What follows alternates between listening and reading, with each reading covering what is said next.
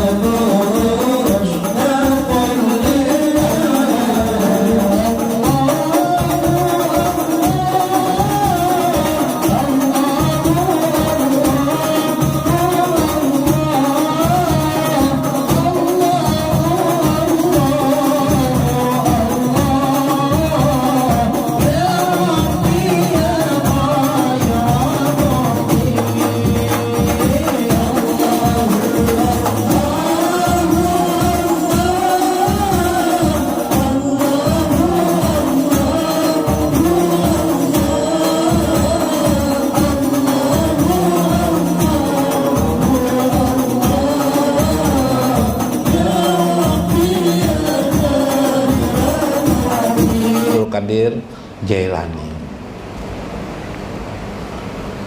Nah, untuk itu perlu dipahami lebih jelas, lebih jauh lagi. Apa yang dimaksud dengan zikir hati, atau dengan kata lain yang disebut dengan zikir lisan itu juga harus dipahami dulu. Ternyata misal begini, ketika mau sembahyang, mengapa dalam sembahyang itu kita perlu lapas niat? Usolli fardhu subhi raka'ataini mustaqbilal kiblati adaan lillahi ta'ala. Itu ucapan lisan. Ucapan lisan itu waktu mengangkat takbir harus dibarengi di dalam hati kita. Kasat, adanya kasat, takyin, ketentuan yang jelas bahwa aku bersengaja sholat 2 rakaat subuh fardu lillahi ta'ala. Kalau berimaman makmuman lillahi ta'ala. Itu menunjukkan johir dan batin harus satu kesatuan.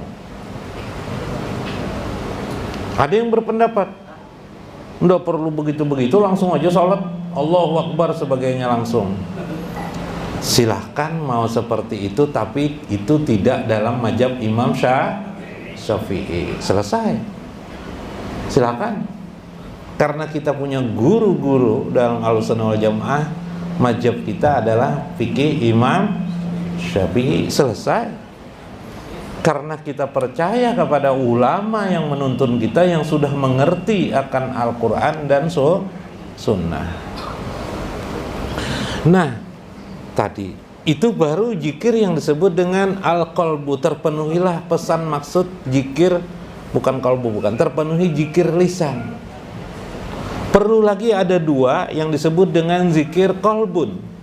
Zikir kolbun itu apa? Ada syarat di dalam zikir kolbun itu, yaitu mulahajatin fi qalbi jalal wal jamal.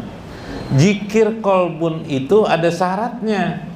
Kata Syekh, syarat daripada zikir hati itu atau zikir kolbun itu ialah yang di hati mereka tergores, ya namanya tergores kayak Pak, terpapar, ada rincian tentang makna jamal atau jalal Allah Subhanahu wa ta'ala. Jamal artinya keindahan, jalal artinya kebesaran Allah Subhanahu wa ta'ala.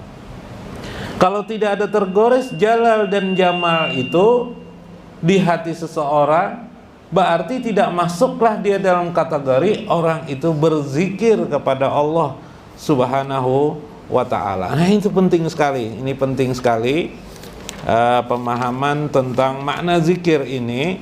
Yang dimaksud oleh Syekh, para arif bila hidupnya dituntun untuk selalu mengingat Allah Subhanahu wa ta'ala. Pada saat dia bisa melaksanakan zikir lisannya, dikerjakannya lah zikir lisan.